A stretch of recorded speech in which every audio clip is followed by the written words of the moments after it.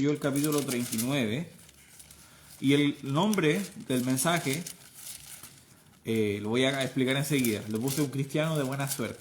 Ahora, alto, antes de que me empiecen a pensar cosas raras. El título es solo para que llame la atención. A lo que me refiero es, estos cristianos que cuando están alrededor tuyo son de bendición. Las cosas que ellos tocan son bendecidas. Las cosas en las que ellos se involucran son prosperadas. Y el día de hoy quería ver un personaje de la Biblia que recalca o resalta por eso, resalta por varias características, pero en particular una de ellas es esa, y cómo nosotros podemos aprender a ser de ese tipo de cristianos. Digo de la buena suerte porque cuando las cosas no salen bien nosotros tenemos la mala costumbre quizás de decir qué suerte tuve de esto, qué suerte tuve de hacer aquello, cuando en realidad las cosas suceden gracias a Dios y es muy bueno reconocerlo. Vamos a Génesis 39, por favor. Vamos a leer en el versículo 1. Dice: llevado pues José a Egipto, Potifar, oficial de Faraón, capitán de la guardia, varón egipcio, lo compró de los ismaelitas que lo habían llevado allá. Mas Jehová estaba con José, y fue varón próspero, y estaba en la casa de su amo, el egipcio. Vamos a orar y después vamos a seguir leyendo. Padre Celestial, estamos aquí reunidos con mucha gratitud y mucha alegría, porque tú eres muy bueno con nosotros, Señor. Doy muchas gracias porque nuestra iglesia tiene un servicio los días de semana, donde no solo podemos cantar a tu nombre, no solo también podemos estudiar de tu palabra y aprender y escuchar verdades que podemos aplicar a nuestras vidas, sino también que podemos orar y compartir peticiones los unos por los otros. Doy gracias por esto, Señor, y solo quiero pedirte de que, así como en todos los servicios, tú tengas la preeminencia y todo sea para tu honra y tu gloria. Señor, ayúdame a enseñar de manera clara y concisa lo que tu palabra nos enseña y que podamos ser como José, cristianos que son de bendición a donde quiera que van. Doy muchas gracias por todo esto y te encomiendo este mensaje y este servicio en el nombre de tu Hijo Jesús. Amén. Ok, entonces, ¿a qué me refería con un cristiano de buena suerte? Si tú sigues leyendo en el versículo 3 dice: y vio su amo, o sea, el amo de José, era Potifar, que Jehová estaba con él, y que todo lo que él hacía, Jehová lo hacía prosperar en su mano. Hacía yo, José, gracia en sus ojos, y le servía, y él le hizo mayordomo de su casa, y entregó en su poder todo lo que tenía. Y aconteció que desde cuando le dio el encargo de su casa y de todo lo que tenía, Jehová bendijo la casa del egipcio a causa de José, y la bendición de Jehová estaba sobre todo lo que él tenía, así en casa como en el campo, y dejó todo lo que tenía en mano de José, y con él no se preocupaba de cosa alguna, sino del pan que comía, y era José de hermoso semblante y de bella presencia. Nosotros entendemos de que la Biblia son las palabras inspiradas y preservadas por Dios. Y a mí me llama la atención de que haya Dios reservado 4 versículos para recalcar cuán bien le fue a Potifar cuando llegó José. Entonces nos quedó claro con el primer versículo, después no, otro, como para que te quede muy claro de que realmente Potifar estaba muy contento con José en su casa, porque era un muy buen trabajador. Yo creo que todos los que alguna vez quizás han tenido que dirigir personas o estar en algún cargo de jefatura o de liderazgo, podrán estar de acuerdo conmigo en que tener personas que están bajo tu mando, que hacen todo más sencillo, es realmente algo maravilloso. Tener a alguien que tú sabes que va a estar trabajando y sobre todo que cuando tú lo colocas, tú ves que las cosas van mejor. Tú sabes que este no me falla, siempre las cosas salen bien. Y José, yo le puse que era un joven exitoso. Era un joven exitoso. Lo que él tocaba, las cosas que él hacía, empezaban a funcionar, empezaban a prosperar. Y esto es algo que se recalca, como les dije, 4 veces se menciona aquí que las cosas van bien, pero no solo acá.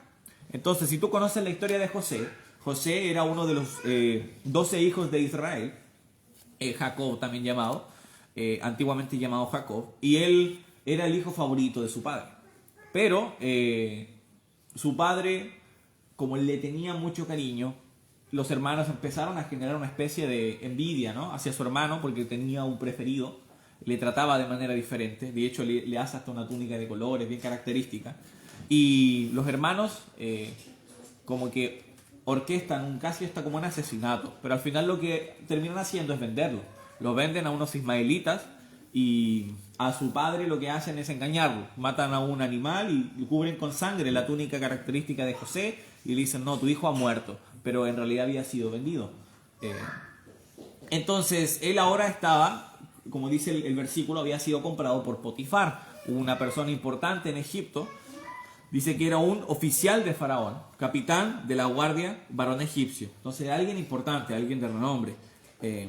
Y José, bajo su mano, empezó a trabajar y él se empezó a dar cuenta que lo que hacía José le iba bien. Entonces, yo no sé a qué habrá comenzado. Quizás lo dejó a cargo de cosas muy simples, ¿no? A lo mejor cuídame de los animales. A lo mejor, porque los egipcios en general, no, por lo que tengo entendido, no era una labor que les agradara el tema de trabajar con animales. Entonces quizás trabaja con animales, quizás trabaja en la limpieza de la casa, quizás trabaja en esto, en cosas pequeñas. Pero en cuanto empezó a mejorar y a progresar y a mostrar mucho desempeño y mucho buen rendimiento, le empezó a colocar en cosas más grandes, hasta que decidió, como vimos, dejarle como básicamente quien administraba todos sus bienes, un mayordomo. Y empezó a prosperar. La casa en general empezó a crecer.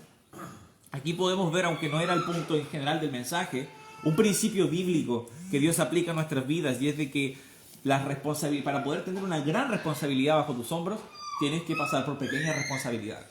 De hecho, yo creo que en ese sentido el sistema educacional lo deja bien claro. Por ejemplo, yo cuando entraba al liceo teníamos que entrar a las 8:10. Después teníamos que salir a las 1:30 a almorzar. Entrábamos a las 3 a clases. Después salíamos algunos días a las 4 y tanto, otros días a las 6, algunos días hasta las 7:30. Entonces, ¿por qué? Porque uno empieza a hacer que el alumno pueda cumplir con ciertos horarios, para que cuando sea adulto pueda cumplir con esos horarios. Porque claro, si uno falta, por ejemplo, a la universidad, en la universidad nos piden un cierto porcentaje de asistencia y la verdad es que es bastante flexible. Pero en el trabajo no. En el trabajo puedes perder tu trabajo si llegas tarde muchas veces o si faltas muchas veces. Entonces, eso nos sirve para poder empezar con responsabilidades pequeñas, poder luego emprender en responsabilidades grandes. Puedes pensar en las parábolas que Jesús enseña y cómo el hombre que da talentos le da unos 5 talentos, a otro 2 talentos creo que eran, y a otro 1 talento. Y el de los 5 lo duplica en el tiempo que se va a su amo. El de los 2 talentos también lo duplica, pero el que tenía un talento lo esconde. Y él felicita a los que habían prosperado y él les dice que sobre lo poco fuiste bueno, sobre lo mucho te pondré. Entonces es un patrón bíblico que podemos ver, donde nosotros tenemos pequeñas responsabilidades y luego podemos estar preparados para grandes responsabilidades. Otro ejemplo que yo tenía anotado era David. Cuando David tuvo que enfrentar a Goliat, él tenía experiencia y había sido preparado por Dios durante su vida.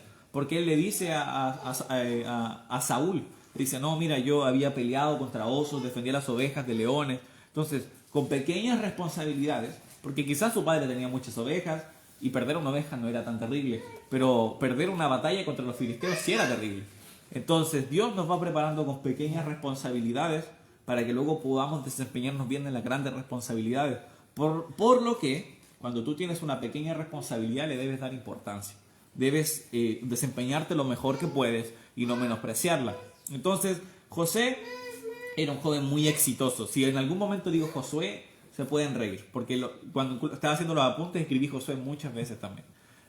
José no solo fue próspero en la casa de Potifar. ¿Qué sucede? Si tú conoces la historia, la esposa de Potifar lo acusa de manera...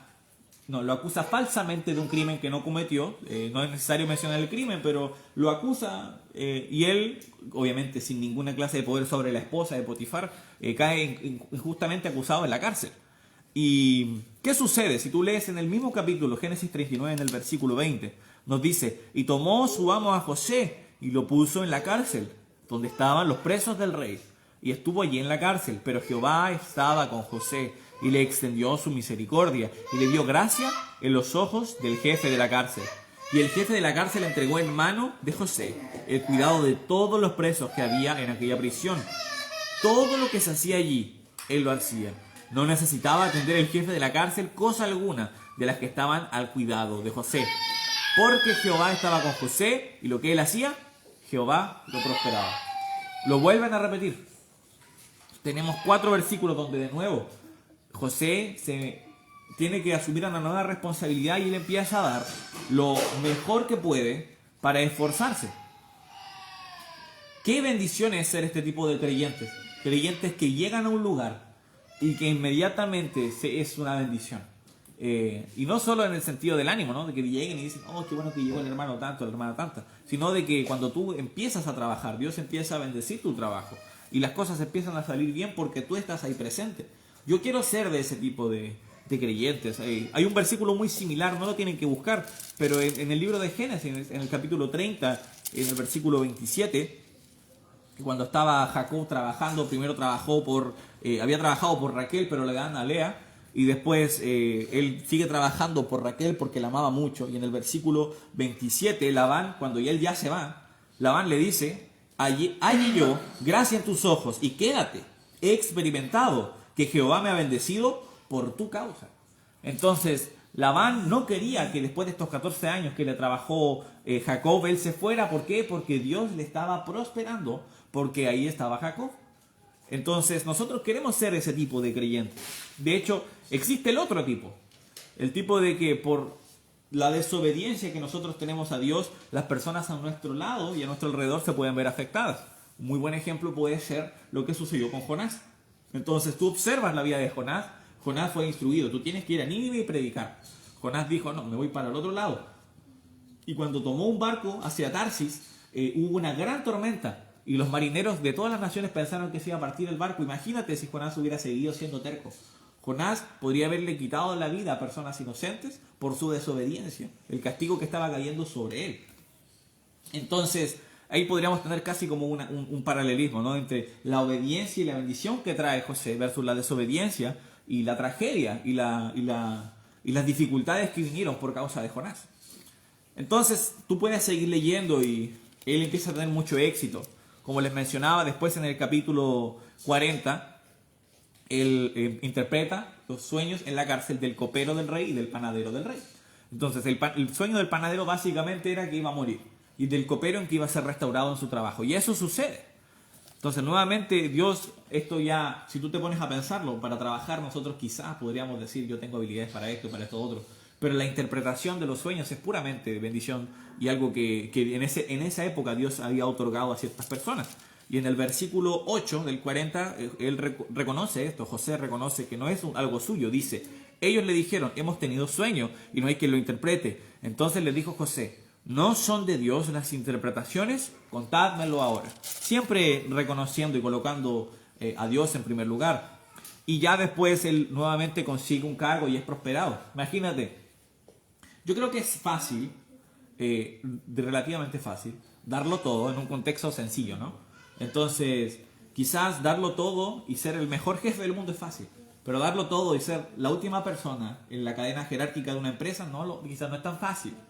Entonces, quizás era sencillo, como el mayordomo de Potifar, quizás tenía estas responsabilidades, pero era cómodo, ¿no? Debe haber tenido una buena vida cuando trabajó para Potifar como mayordomo. Pero luego en la cárcel, siendo acusado injustamente, tendría todos los motivos para hacer las cosas de mala gana y no esforzarse y no trabajar. Pero él aún así siguió haciendo las cosas lo mejor que podía y Dios estaba prosperando las cosas que él hacía. Entonces en el Génesis 41, en el versículo 33, dice lo siguiente. Por tanto, provéase ahora, él había interpretado el sueño de Faraón. Resumen, Faraón soñó de que iban a venir 7 años de mucha abundancia. Esa era la interpretación de su sueño. Pero después 7 años de mucha necesidad y mucha escasez y mucha hambruna. Entonces, ¿cuál es el razonamiento que hace José después de interpretar estos sueños? Por tanto, provéase ahora Faraón de un varón prudente y sabio, y póngalo sobre la tierra de Egipto.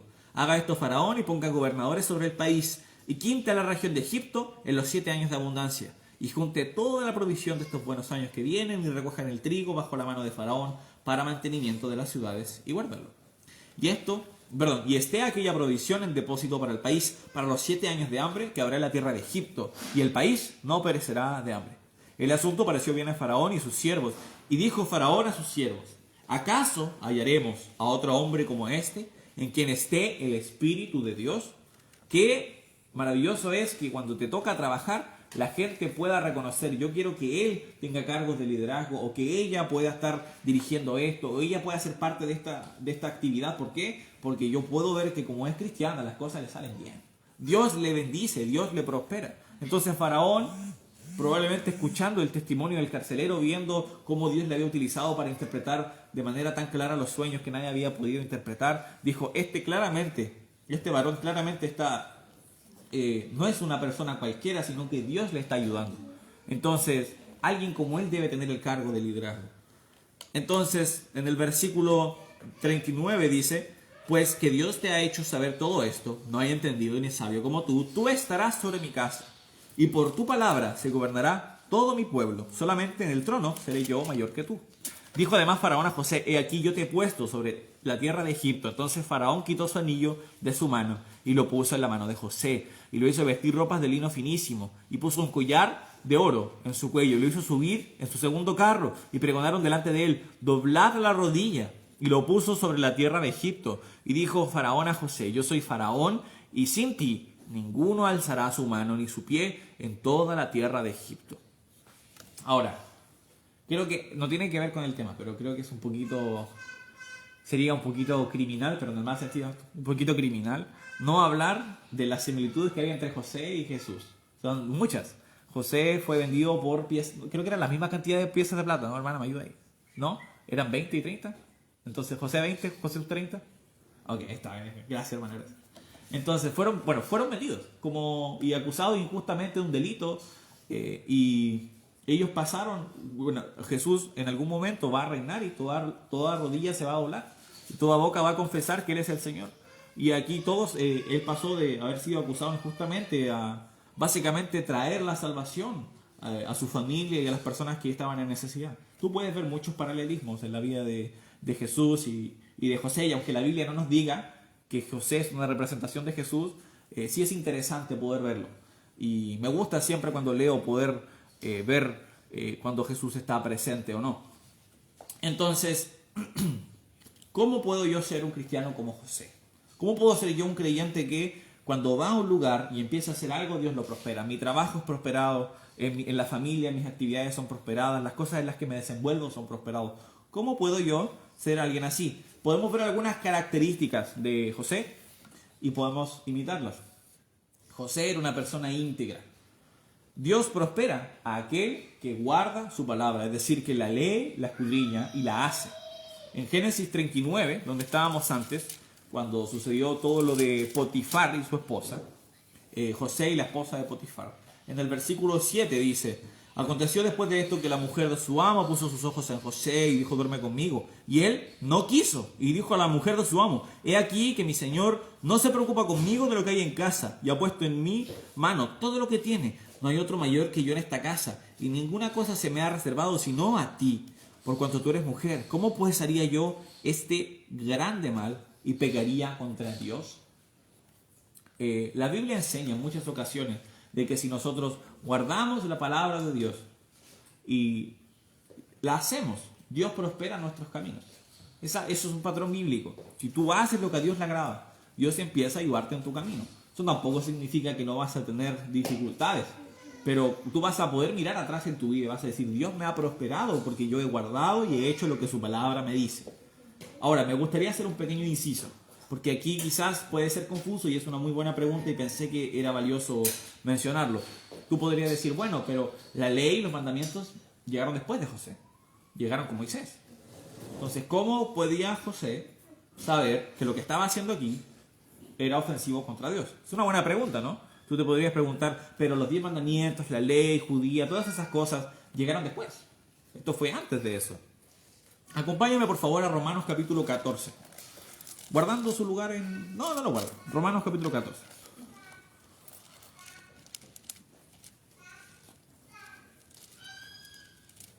No lo guarden porque podemos buscarlo, no. Romanos 14. ¿Dije 14? Romanos 2, versículo 14. Ahí sí. Romanos capítulo 2. Y... déjeme tomar agüita. Mentí, ese juguito. 2.14 dice: porque cuando los gentiles que no tienen la ley hacen por naturaleza lo que es de la ley, estos, aunque no tengan la ley, son ley para sí mismos, mostrando la obra de la ley escrita en sus corazones, dando testimonio su conciencia y acusándoles o defendiéndoles sus razonamientos. ¿Cómo puede una persona como José o alguna otra persona en cualquier otra parte del mundo ser culpada por la ley de Dios si Dios no la había dado o si nunca la han escuchado? Es una buena pregunta. ¿Cómo puede Dios juzgar con su ley a una persona que vive en Tailandia y jamás ha escuchado de Jesús ni de la Biblia? Jamás, jamás. Es porque la ley de Dios está escrita en nuestros corazones. En el versículo 14 tú dice básicamente, ¿te has dado cuenta que hay gentiles, creyentes, pero personas que no son creyentes, que no creen en Jesús, pero que se portan de manera moral? O sea, si tú ves a personas que no son cristianas, la gran mayoría no son personas que están desenfrenadas por el mundo, sino que hay cierto grado de moralidad. Ahora, muchas cosas no la comparten. Quizás, por ejemplo, dicen insolencias, o quizás hacen cosas que tú no harías como cristiano, pero en general son personas que trabajan, son personas que tratan de ser honestas. ¿Por qué? Porque Dios nos ha hecho con su ley escrita en nuestros corazones. Por lo que tampoco tienen excusa de decir, no, pero Dios, tú nunca me advertiste que eso era pecado. Porque lo saben. A ningún niño tú le tienes que enseñar que asesinar es pecado. Eso se sabe de manera natural. Está en nuestro propio ADN que Dios nos ha dado. Entonces, José, teniendo su conciencia, dijo, yo no puedo hacer esto. No puedo hacer este mal hacia mi amo Potifar. Y es muy importante de que nosotros podamos tener un corazón íntegro. El deseo yo creo que cualquier padre, ¿no? Es desear que su hijo tenga un corazón íntegro. Que su hijo pueda ser una persona de bien. Y no es la diferencia con el Padre Celestial. Cuando tú lees, por ejemplo, hay un versículo muy común que nosotros memorizamos relacionado con la Biblia, que es 2 de Timoteo 3:16. Dice, porque toda la escritura es inspirada por Dios y útil para enseñar, para redarguir, para corregir, para instruir en justicia. Pero el 17 dice, a fin de que el hombre de Dios sea perfecto. Entonces Dios nos ha dado la escritura inspirada, con muchas funciones. Puedes enseñar a alguien, es decir, le puedes mostrar cosas de la Biblia que tiene que aplicar, le puedes redarguir, es decir, si alguien te dice algo que tú sabes que va en contra de la Biblia, tú puedes ocupar las escrituras para mostrarle que está equivocado. Puedes corregir, es decir, cuando una actitud está mala, tú puedes mostrar por qué está mala en la Biblia y después instruir, mostrar a la persona que está haciendo bien cómo debe seguir haciéndolo. Pero ¿con qué propósito? Con que nosotros nosotros seamos perfectos, entendiendo de que la perfección moral no la vamos a poder alcanzar en esta vida terrenal, pero entender una perfección de una integridad, es decir, de tener un caminar con Dios, de que evitamos el pecado todo lo que podemos y que buscamos a Dios con todo nuestro ser. Entonces, ese tipo de integridad, de completitud, es la que Dios desea en nosotros y la que estaba en José. José en este sentido era una persona íntegra. Y sin duda que Dios le prosperaba por eso, porque él deseaba y se preocupaba de no ofender a su Dios, de no desobedecer las cosas que Dios le había dicho que no podía hacer. Otro motivo que anoté de por qué José era una persona tan próspera era porque era un gran trabajador. Hay un versículo en Colosenses 3, el versículo 23, que dice que todo lo que hagáis, hacedlo para el Señor, no para los hombres. Entonces, es muy importante que cuando tú estás haciendo una tarea, de lo que sea, tu trabajo, estudios, la paternidad, tú puedes pensarlo, lo que sea, debes hacerlo para Dios. Es algo muy bueno porque eso limita muchas cosas. A lo mejor hay actitudes como la típica de trabajar bajo el ojo. O sea, si alguien te está mirando, trabaja así, no. Pero si tú haces las cosas para Dios, no lo vas a hacer así. Quizás está la actitud de decir, no, pero voy a hacer, como por ejemplo, esto es muy común en la universidad y he de confesar que quizás lo he hecho un par de veces, que es no apuntar a lo mejor, sino con un 5 me conformo. O sea, no dar lo mejor de mí. Pero no debe ser así si yo lo estoy dedicando para Dios. Yo hablaba de esto con unos chicos y les decía, imagínense ustedes tienen que, les digo, háganme una carta a mí diciéndome cuánto me quieren. Sería raro, ¿no? Sería incómodo, porque quizás no me conocen tanto. Pero le digo, quiero que le hagas una carta de amor a la persona que más amas en este mundo. Quizás tu padre, tu madre, tu hermano, tu hermana, una abuela. Yo creo que la gente se esmeraría porque va hacia una persona que te importa. ¿Cuánto más deben ser las cosas que nosotros hacemos para Dios? Si son para Dios, deberías darle la mayor prioridad, dar lo mejor de ti en lo que tú haces. Y la Biblia habla mucho del trabajo. Anoté una lista de versículos y podríamos ir leyéndolos. Entonces voy a pedir, levantando la mano, si alguien me quiere ayudar leyendo en voz alta. Pablo, Camila. Ok. Entonces, hermana Camila, ¿puede buscar 1 Corintios 10:31? Y Pablo, si me puede ayudar buscando Efesios 6:7. Sí, y yo voy a buscar otro más.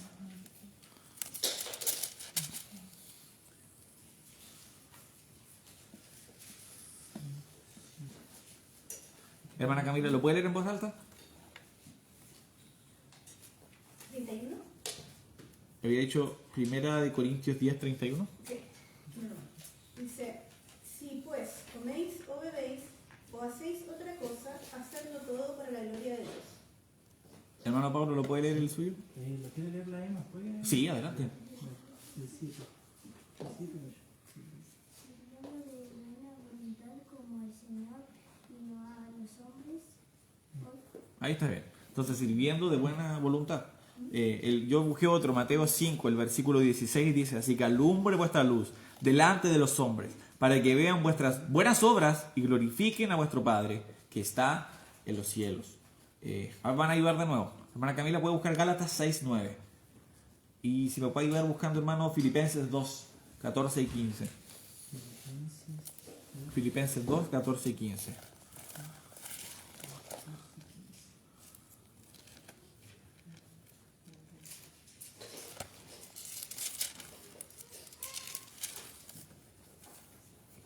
Léalo nomás, hermano.